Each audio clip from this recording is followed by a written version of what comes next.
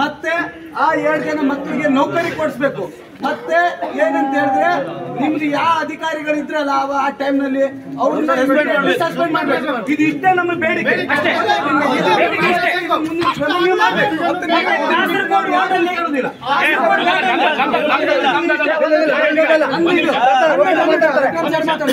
कारवार जिल्ह्यातल्या वनावर तालुक्यात UP कासारकोट हांगासर रविवारी रात्री 9:30च्या सुमाराक 11 kV हाय व्होल्टेज वीज वाहिनी तुटून पती आणि पत्नीचो मृत्यू झाल्याची दुर्दैवी घटना घडली आसात.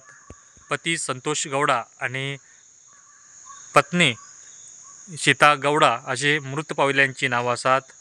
त्यांच्या घरा शेजारल्यान ही हाय व्होल्टेज वीज वाहिनी केल्ली. ती वीज वाहिनी रात्री तुटून यांचो मृत्यू जाल्लो आसात. त्याच्या पश्चात 2 तांकां भुरगे आसात, ते कॉलेजाक वयतात. ह्या घटनेची माहिती मिळताच स्थानिक ग्रामस्थ आसा तेंच्यांनी आक्रोश व्यक्त केल्लो आसात आणि ही घटना घडली आसा ती वीज पुरवठा करपी जी कंपनी आता एस्कॉम कंपनी तेज्या दुर्लक्षाक लागून आणि निर्लक्षाक लागून ही घटना घडली आसात.